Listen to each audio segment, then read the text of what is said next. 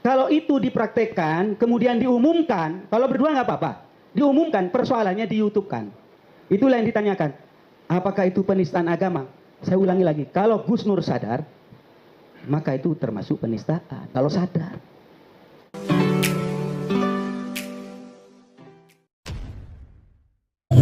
Assalamualaikum warahmatullahi wabarakatuh. Kembali berjumpa dengan saya di channel Gagasan Progresif 79. Sahabat sebangsa dan setanah di mana saja Anda berada.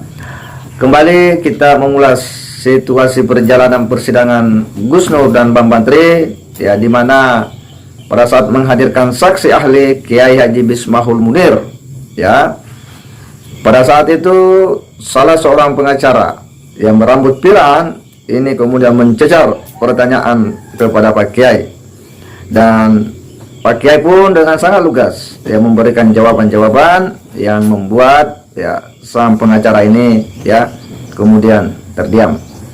Apa yang dicecar oleh sang pengacara ini adalah seputar tentang ya di mana letak penistaan agama yang dilakukan oleh Gus Nur dari proses mubahalah itu, di mana unsurnya sehingga bisa dikatakan di situ ada penistaan agama. Dia pun mencecar terus ya saksi ahli ini untuk menggali ya kedalaman informasi dengan upaya bisa menyelamatkan Gus Nur dari jeratan hukum terkait dengan dakwaan jaksa ya pada ya dugaan penodaan agama. Inilah yang membuat suasana persidangan ini ya betul-betul ya sedikit menegangkan. Untuk lebih jelasnya mari kita simak bagaimana ya saksi ahli ini itu dicecar pertanyaan oleh pengacara berambut pirang ini. Yang ada dalam Al-Quran dan hadis itu merupakan penistaan. Pertanyaan saya simpel, seperti mubahalah. Baik, mubahalah prinsipnya seperti yang saya sampaikan tadi, masyru'ah diniatkan. Pertanyaan saya itu mohon dijawab dulu. Ya, saya kan mau jawab. Oh iya, oke.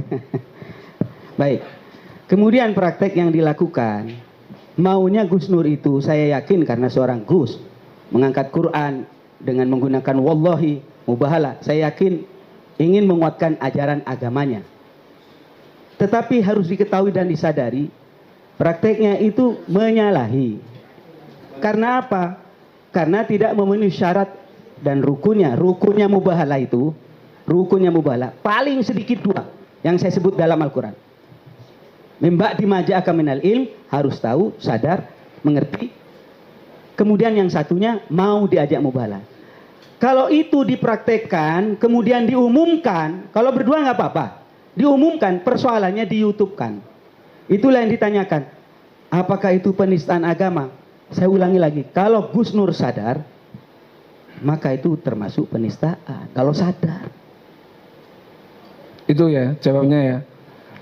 Banyak sekali yang disiarkan dalam entah itu YouTube.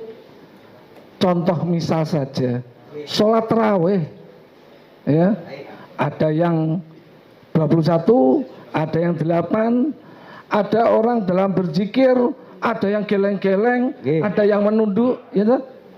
Itu kalau tadi itu dikatakan tidak memenuhi syarat dan rukunnya, apakah itu menista? Baik, saya jawab langsung. Kalau masalah 20 rakaat, 8 rakaat itu mukhtalaf fiqh yang mulia. Sesuatu yang boleh kita berbeda. Saya ini punya prinsip la yungkarul mukhtalaf fiqh. Masalah khilafiyah jangan diingkari. Masalah 20, 30 khilafiyah. Yang penting sholat subuh gitu ah. Wa inna ma yungkarul mujmalih. Kalau sesuatu yang mujmalih disepakati oleh ulama baru. Maka dalam hal ini praktek mubahalah yang disepakati minim kalau kita mengacu kepada pandangan ulama, dua, ada orang yang mau bermubahalah dan masing-masing mendatangkan fakta dan bukti yang nyata. Dua saja. Ya, sudah berulang-ulang tadi. Berulang-ulang. Ya, sudah berulang-ulang. Maaf. Iya, sangat jelas ya dan begitu terang apa yang disampaikan oleh saksi ahli ini ketika beliau dicecar pertanyaan oleh sang pengacara berambut pirang ini yang betul-betul begitu ya ngeri. Dia punya pertanyaan bagaimana dia mencoba ya mengspesifikkan pertanyaan bahwa apakah mubahalah yang dilakukan oleh Gus Nur di situ ada penistaan agama atau penodaan agama. Kalau itu ada, itu di mana letak penodaan agamanya di sana? Ya, pengacara rambut pirang ini juga memberikan analogi dan argumentasi dari dakwaan jaksa terhadap kliennya Bambang Tri dan Sugi Nur terkait dengan penodaan agama. Karena menurutnya pengacara ini bahwa di situ tidak ada penodaan agama sama sekali dan tidak ada unsur kebohongan di dalamnya. Tetapi apa yang disampaikan oleh Pak Kiai Misbahul Munir ini dengan sangat lugas, dengan sangat terang ya, dan cukup jelas ya. Dia memberikan jawaban bahwa mubahalah yang dilakukan oleh Gus Nur itu tidak memenuhi rukun dan syaratnya. Paling tidak menurutnya Pak Kiai Misbahul Munir ada dua ya rukun yang harus ada dalam pelaksanaan mubahalah. Yang pertama bahwa itu ada pengetahuan ya, ada ilmu ya, artinya dilakukan dengan sadar ya, dilakukan dengan sepenuh hati ya, ada pengetahuan dan kesadaran, keinsapan untuk melakukan. Yang berikutnya bahwa sudah ada bukti ya, ada fakta ya, dan berikutnya adalah ada orang yang diajak. Jadi ada dua orang yang berhadapan ya, untuk kemudian bersepakat mengangkat sumpah ya, untuk saling ya membenarkan dia punya ya bukti-bukti, dan kemudian siapa yang berbohong akan dilaknat oleh Allah Subhanahu wa taala. Itulah penjelasan daripada Pak Kiai, sehingga Pak Kiai dengan tegas ya menyampaikan bahwa jika mubahalah yang dilakukan oleh Gus Nur itu dilakukan dengan sadar ya, dia menyadari itu, maka sesungguhnya itu adalah menista ya. Kenapa menista? Karena tidak memenuhi tadi rukunnya ya, bahwa rukun itu harus ada pengetahuan tentang itu, ada buktinya, ada faktanya, kemudian lalu mengajak orang, ada orang yang diajak.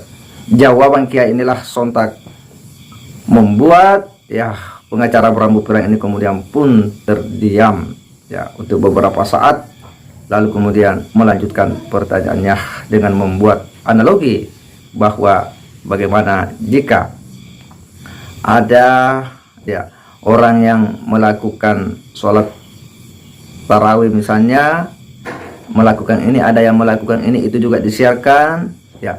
Demikian pula membuat analogi lain.